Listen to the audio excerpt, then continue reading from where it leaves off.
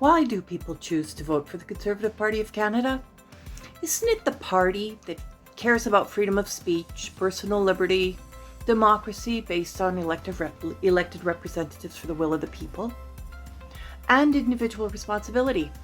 The CPC sets itself up as a bastion for freedom and justice, yet as a result of recent events, it is becoming increasingly clear that the CPC's own policies in the CPC Constitution are being violated. How these policies are being ignored or circumvented will be elaborated on later on in this video. Andrew Scheer's victory in the previous leadership race appeared to be a triumph. He is the antithesis of Justin Trudeau, a gentleman, a family man, an honest, forthright truth teller, genuinely middle class, everything Trudeau is not. What happened on October of 2019 is history. We saw a good man fight with everything he had and still lose to corruption and dishonesty. We saw a leader fail to receive good advice and guidance from his party and not manage to prevail. Post-election saw this fine, upstanding man become the victim of attacks from multiple CPC party members on his principled and moral stance on various issues. Peter MacKay, now a leadership candidate, was one of the most vicious attackers with his incendiary comments. To quote, to use a good Canadian analogy, it was like having a breakaway on an open net and missing the net. He also referred to Andrew Scheer's moral stance on issues as a stinking albatross hung around his neck. Other Conservative insiders like Jeff Ballingall of Canada Proud also joined in the effort to oust Scheer from his office. Mr. Ballingall now has joined forces with Erin O'Toole, which was clearly the plan all along. In December, Scheer, under continued pressure from party members in an obligatory performance review, stepped down. Which is why today I felt it was appropriate to speak to my friends and colleagues in the House of Commons about one of the most difficult decisions I have ever made. I just informed my colleagues in the Conservative caucus that I will be resigning as the leader of the Conservative Party of Canada. And I've asked the Conservative Party National Council, I will be asking the Conservative Party National Council to immediately begin the process of organizing a leadership. A leadership campaign was soon announced. The parameters were stringent. In order to present themselves on the candidates list, they must have $300,000 and 3,000 signatures from an active CPC members, up from the previous 100,000 and 300 signatures in the 2017 leadership campaign. The timeline for raising the money was also very short. Clearly, with the intent of limiting the field to only a few candidates and favoring party insiders that would receive this information. To further hamper fundraising by any upstart candidates, no one was to receive the CPC membership lists until 1,000 signatures and $25,000 had been collected and the candidate had completed a lengthy questionnaire and interview. It quickly became evident that Peter MacKay and Erin O'Toole had been given advance warning and possibly even were involved in the parameters for candidacy for the next CPC leader. They were able to submit all the necessary signatures and cash within less than 2 weeks of launching their campaigns. What is worthy of note is that almost immediately after the campaign started, both O'Toole and MacKay seemed to have received the membership list and had begun sending out appeals for funds and emails about their position on various issues. How is that possible? Did they get access in advance to the membership list? Is this not evidence of complicity? It is increasingly apparent that MacKay or O'Toole were earmarked for the leadership position and were to be crowned the next CPC leader by the party insiders and by leftist media. Any other contenders were mere inconveniences. The push for the Conservative Party of Canada to move further left was on. Mackay, who was once the most progressive of progressives in the former Progressive Conservative Party of Canada before the merger with the Alliance Party, was a front runner for the leadership. A potential candidate stepped up with strong conservative values, Monsieur Richard Descaries. During the CTV Power Play interview with Evan Solomon, it is evident Monsieur Descaries was clearly doing from some French to English translation of his thoughts and ended up sounding somewhat not politically correct. Okay, so let's go rapid fire. Where do you stand on abortion? Would you roll back the clock on choice legislation? In fact, I already said that I would defund abortion since it's not a health care, and the Health Care Act is supposed to be financing exclusively healthcare. So I think it was passed through in the past years, and I would rectify that.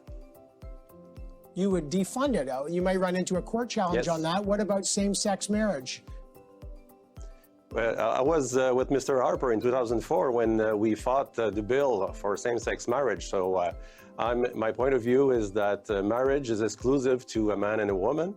And traditionally, it used to be for religion, from religion point of view. And people are mixed up. When we talk to real people on the street, when we go across the country, we are hearing the same things. We are all mixed up. Our kids are mixed up. So I think it's what does mixed up mean? So what do you mean mixed up? Sorry, what do you say people are mixed up? Yes, that's what they told us. They said that usually traditional family was a man and a woman and children, and now it's everything that the Liberals brought. And because of that, I think we need to make sure that the term marriage is used for a man and woman. Yeah, but sir, with all, I don't know what you mean by mixed up. You also said normal people. Are you saying people in same-sex couples are not normal? No, I'm saying that the people that we meet in the street when we go from door to door, when we are in politics, involved in politics, we speak to real people in the sense that they are telling us their real story. We're not getting information through the media. With all due respect, LGBTQ people are real people too. I'm just trying to figure out your terms. Are they not real people? I think LGBTQ is a liberal term. I don't talk about people that way. I talk about persons, and I think we all need the full respect for being a human being, simply. Oh, okay, so you don't think that being gay, what do you think that's a choice, or do you think it's biological? Mr. Solomon capitalized on his language difficulties and got Monsieur Descaries quite twisted around. It is quite likely that Monsieur Descaries would probably not have gotten the required endorsements and money, and probably most likely not have won the leadership campaign. However, the unelected LEOC, the Leadership Election Organizing Committee, which I will from now on refer to as the LEOC, decided to oust him. The CPC members were not even given the opportunity to make this decision. The unelected insiders, with absolutely no accountability to the membership, imposed this decision. As a voting member of the Conservative Party of Canada, or as a Conservative supporter, do you consider this democratic? Shouldn't Monsieur Descaries have had the opportunity to present himself as a leadership contender and allowed you to decide if he should lead the party? So, who were the declared candidates still vying for signatures and donations? There was Marilyn Gladu, who was quick to attack Scheer after his election loss. There was Rick Peterson and a few others, none of whom were offering anything new. Canada needed someone with strong moral values, strong views, and an ability to control the narrative, a skill which, unfortunately, our current leader does not possess. Once again, Evan Solomon on Power Play brought a candidate to view. This one seemed to possess all the qualities so necessary in a leader for the CPC. And this candidate did not flinch. This candidate spoke with strength and assurance on what he believes and will stand for. This candidate was clearly exactly what Canada needs. On these social conservative issues, same-sex marriage, abortion, medical aid and dying, where do you stand on that? Well, look, I'm pro-life, and I can say this. Any leader of a political party that wants to shut down conscience rights of MPs is an enemy of democracy. Our Conservative Party believes free votes for MPs on matters of conscience, and I will defend that. And I don't trust edgy Aaron O'Toole or Peter MacKay to withhold that, because when their friend Patrick Brown was in charge, he didn't have any of that in the Ontario PC party. But okay, so real quick, I've asked this to other candidates. Just you're pro-life, would you, I don't know, roll back abortion access rights, anything on that? I think that what is incumbent is when legislation is presented in the House of Commons, I want every MP to read that legislation and vote in the manner that they think is the correct way. Our Conservative Party... Would you encourage it? But would you, if you were the leader, I just told you that I want free votes on matters of conscience. That's our Conservative Party's position. And so on matters of conscience, we're not whipping the vote one way or another. And there's no law on that matter in Canada. And we have to uphold that for a good, healthy party that we have. Just real quick, two last questions. Same-sex marriage, where are you on that one? We have no position in the Conservative Party on marriage. In 2005, Stephen Harper had a proposal from our Conservative Party. I'm not apologizing for his position from 2005. If you want to ask those that were in charge at the time, Jenny Byrne, Corey Tonight, to take a position. You're a straight talker. I believe that the law of the land right now is the way it is. And I'm not coming on your show, Evan, to apologize for the Conservative Party position in 2005 when Stephen Harper had a position on that matter. The law has been settled. The courts have ruled on that. And that's the current law that we have. Okay, but you're not giving me your personal view on it, but I guess... Our Conservative Party does not have a position on marriage. That's the fact. That's the truth of the matter. No. Actually, the Conservative Party in the Constitution, they ended up voting to support marriage. No. That's what Aaron O'Toole was telling you. We had a vote. They removed the definition of marriage between a man and a woman. That's right. That's what happened. That's right, and which means we don't have a position on marriage in the Conservative Party policy declaration. I look forward to Aaron O'Toole or Lisa Raitt bringing that forward at the next policy convention. But right now, we don't have a position on marriage in the Conservative Party of Canada. Mr. Carr-Helios is a straight talker. He's strong. He's true blue both fiscally and socially. And what is most important, he was able to interview with a far left supporter and control the narrative. This demonstrates strength. This demonstrates that if anyone could overcome stupid questions like Andrew Scheer faced repeatedly from the leftist media and redirect the focus of the dialogues, Jim Carr-Helios could. Also, if foolish people like Elizabeth May and Yves-François Blanchet tried to detract from the message, Jim Carr-Helios could sustain his position. Most importantly, if Justin Trudeau tried to use his normal bullying tactics, talking over his opponents, as he did so many times in the previous election, Jim Carr-Helios would not back down. Jim Carr-Helios' campaign picked up steam. More and more people began to recognize his strengths. After he appeared on Rebel Media on March 6th, campaign donations began to pour in, and no wonder. Jim spoke about concerns so many Conservatives have. On as an activist is one of the things that we focused on early in the life of Rebel News, which is fighting the carbon tax.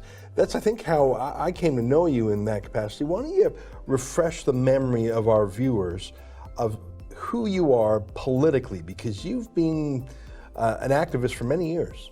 Right. I'm a lawyer with 2 engineering degrees. I've been involved in conservative politics for 15 years since Stephen Harper became the leader, and I was inspired by his leadership. But when Patrick Brown took over the Ontario PC party, we had a couple things going on. He imposed a carbon tax top-down, like red Tory establishment politicians like to do, on the membership. And then soon thereafter, we started seeing nominations with vote rigging taking place in Ontario. So I started an Axe the Carbon Tax campaign. I remember that one, and that was before it was cool. Yes. I mean, you were on it, Ezra, but well, this is for the it wasn't just me, but yeah, it was not cool, and the mainstream media said it was a fringe movement. Yeah, isn't that amazing? It was Tell amazing. me a little bit about that, because I know that we faced pushback for daring to challenge that sacred cow. I don't think I ever heard from you what it was like pushing against a nominally Conservative Party leader, Patrick Brown, on that issue. What was that like? Well, it was funny reading the media, how they would say it's a fringe movement, everyone's moved on from the carbon tax question.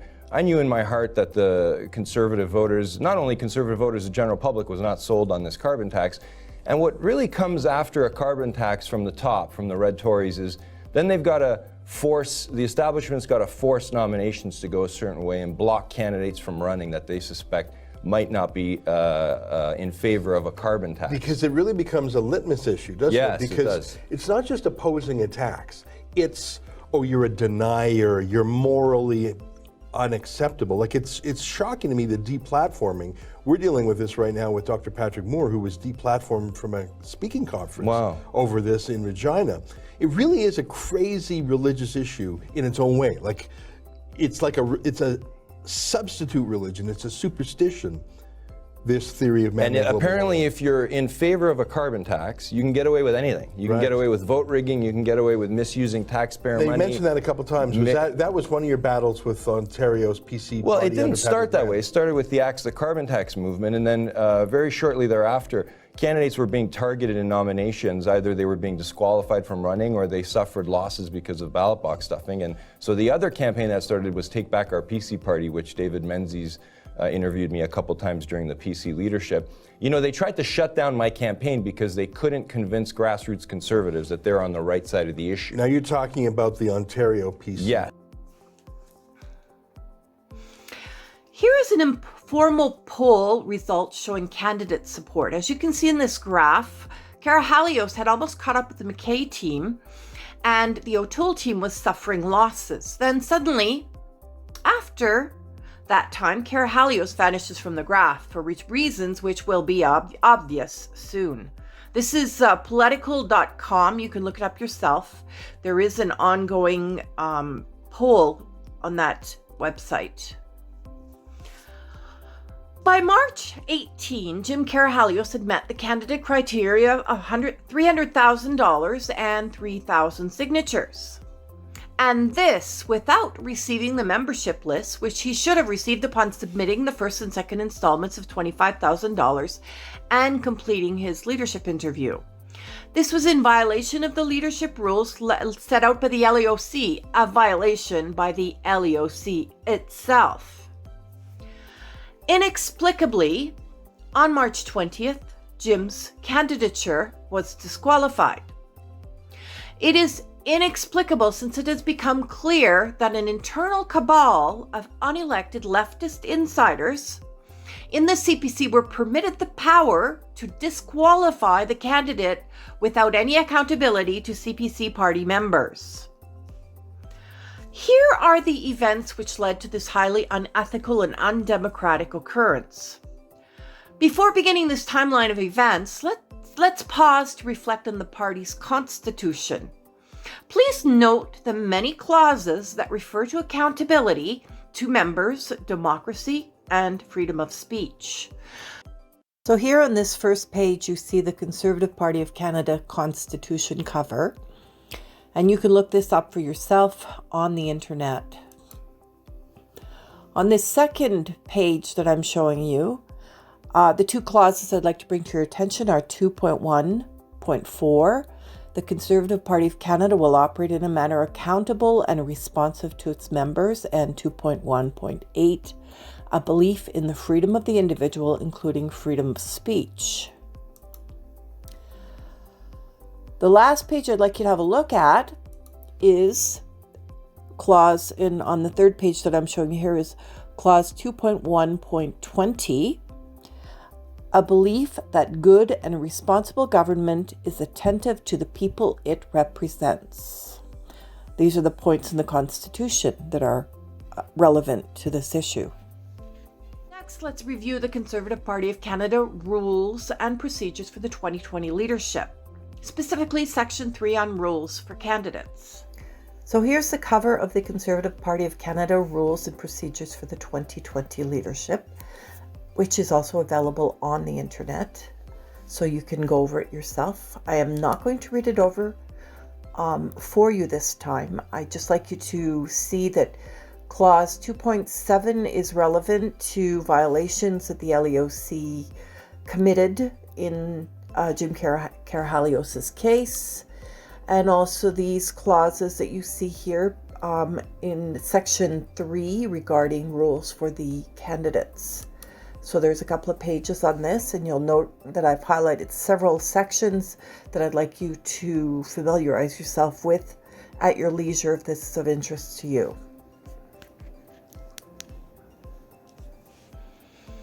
Now for the timeline of events. By March 8th, the Jim campaign had achieved the $150,000 required to advance to authorized contestant status, and he sent an email requesting the LEOC to confirm this. According to the rules, he should receive the party list immediately. The next day, Mr. Carr-Helios announced this publicly and received an email confirming the donations. However, his status did not get changed to authorized. On March 9, the Aaron O'Toole campaign lodged a complaint with the LEOC against the Jim Carr-Helios campaign, alleging bigotry and libel. The complaint was based on emails sent out by the Jim campaign referring to Waleed Suleiman. This 4-page complaint letter was addressed to Derek Vanstone, the chief returning officer for the Conservative Party of Canada. Jim Carr-Helios was accused of bigotry and libel because he expressed very real concerns about Aaron O'Toole's campaign chair, Waleed Suleiman. Some brief research makes it clear that Mr. Carr-Helios' concerns are legitimate, and it is a marvel that all CPC members do not have the same concerns, since are we not the party that defies globalism and external control of our country by the UN? Yet Mr. Suleiman is clearly enamored of the United Nations. Are we not the party of freedom and justice? Yet Mr. Suleiman is clearly deeply entrenched in a system that supports terrorism and Sharia on a global scale. Tom Quiggin is a former military intelligence officer, a former intelligence contractor for the RCMP, and a court-appointed expert on jihadist terrorism in both the federal and criminal courts of Canada. He did an in-depth investigation on Mr. Suleiman's affiliations. Aaron O'Toole is officially in the running for the leadership of the Conservative Party of Canada. The leadership conference is scheduled for the 27th of June, 2020. Mr. O'Toole is a lawyer and a former Canadian Forces navigator who flew in Sea King helicopters. His campaign chairman is Waleed Suleiman, who is also a lawyer. Mr. Suleiman is the Canadian chair of Norton Rose Fulbright. This massive British law firm has offices in 32 countries and regional partners in others. Mr. Suleiman was also appointed for a term as the global chair of Norton Rose Fulbright, effective 1st of January 2019. Now, back to Mr. O'Toole. His position on the federally registered charity Islamic Relief Canada and his defense of that organization raises concerns about his judgment and his position on Canadian values. Of note, his campaign chair, Waleed Suleiman of Norton Rose Fulbright, has a brother who sits on the board of directors of Islamic Relief Canada. This is one Hani Suleiman, who is also a doctor at the Sunnybrook Hospital in Toronto. Now, Islamic Relief Canada is an interesting organization. It has a parent agency with whom they have a strong administrative, operational, and a series of financial ties. This is Islamic Relief Worldwide, which was co-founded in the United Kingdom by Hani El-Banna. Of note, this is the same individual who founded Islamic Relief Canada. More on him later because he's an interesting person as well. Islamic Relief Canada was noted as a Muslim Brotherhood front group in the Canadian Senate by Dr. Lorenzo Vedino.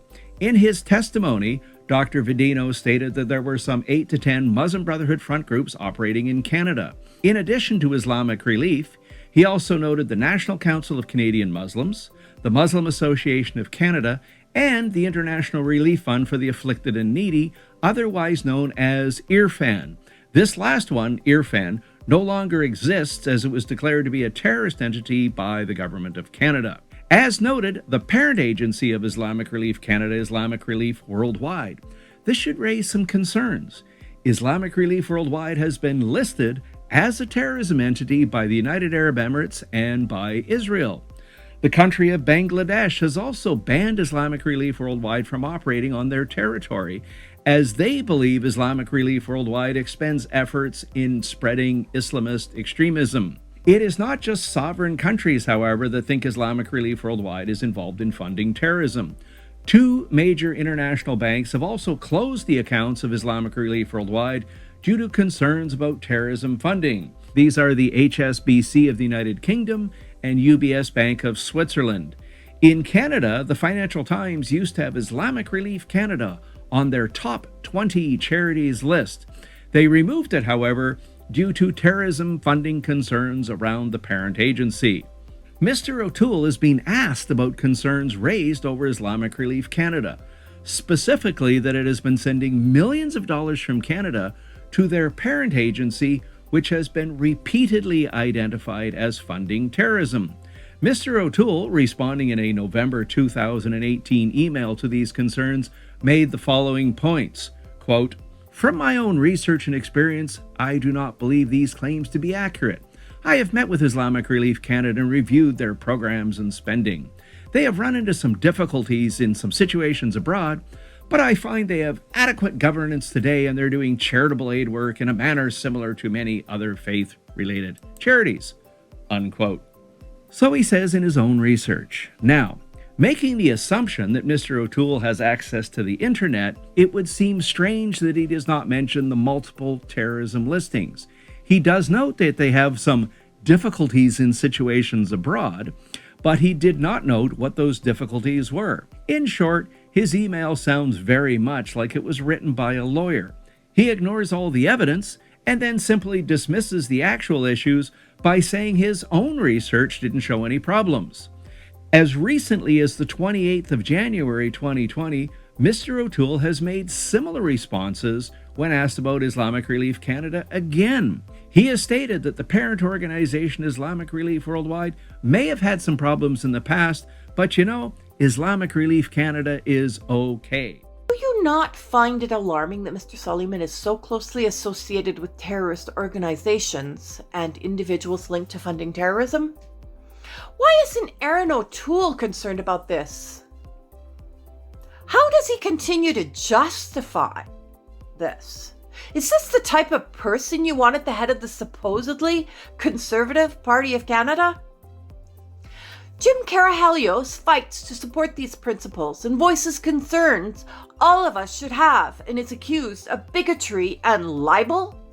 What has happened to the Conservative Party of Canada's stance on freedom of speech and democracy?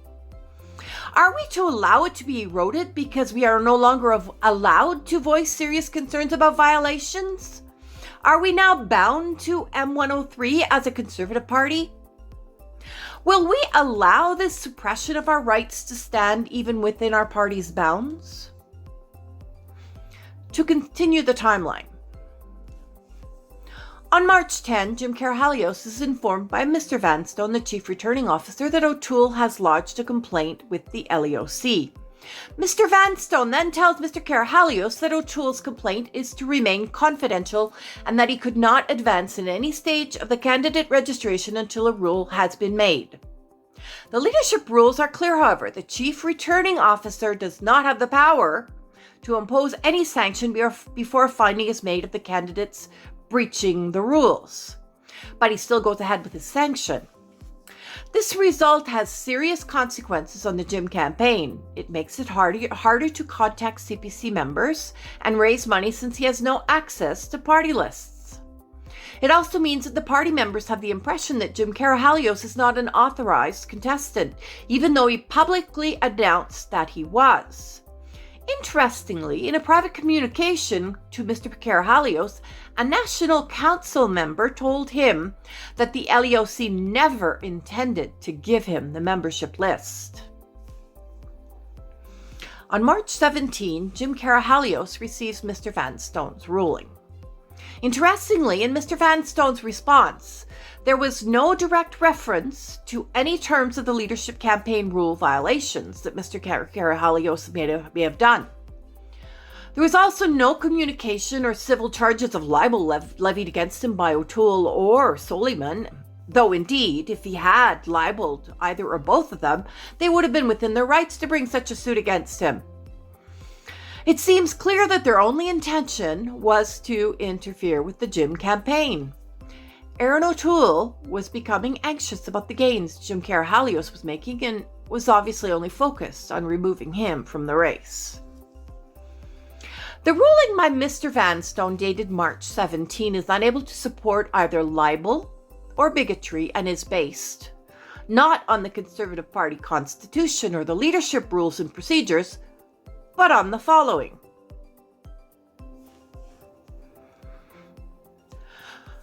There was a reference to the National Code of Conduct, which applies only to volunteers and is not referred to in either the Constitution or the leadership rules, hence was not applicable to Mr. Carr-Helios. Mr. Vanstone then saw fit to levy an enormous fine against Mr. Carr-Helios of $100,000 taken directly from the money Jim had already raised. On March 18, Mr. Carr-Helios sends a letter appealing the ruling to the Dispute Resolution Appeals Committee. In the letter, he points out the complete lack of supporting evidence as to the rules he violated. By March 20, an anonymous letter was sent to Jim, purporting to be from the Dispute Resolution Appeals Committee, though it had no signatures. This letter declared that Mr. Carr-Helios was disqualified, though with no supporting reasons. By the 22nd of March, Jim learns that not only is he disqualified, but that all the funds raised by his campaign would be retained. This violates the terms of the leadership rules and puts him in violation of the election finance laws, leaving him unable to pay his debts. Since then, Jim Carr-Helios has asked the courts to decide his eligibility. The party has challenged his application to the court, stating that his case is frivolous and without merit and should not be heard. This adds additional financial burden to Mr. Carr-Helios' attempts to qualify for what has now resulted in an even further hurdle, adding insult to injury. This motion to strike made by the CPC was rejected by the courts on the 9th of April. As a Canadian, and as a true conservative, this whole sequence of events smacks of censorship and a complete violation of multiple rules which have already been referenced in the Constitution and in the actual leadership rules. From the internal attacks on Andrew Scheer, to the disqualification of Monsieur Descaries, to the utterly unjustified and unsubstantiated disqualification of Mr. Carr-Helios. How can any true conservative tolerate these unethical and unacceptable behaviors by insiders in the CPC? Some conservatives have shrugged off these injustices and violations of Mr. Carr-Helios' candidacy by saying he's always suing people or he brought it on himself. This indifference to truth, honesty, and the rule of law, and this passivity is why Canadians are currently at the mercy of the most inept and unjust government Canada has ever seen.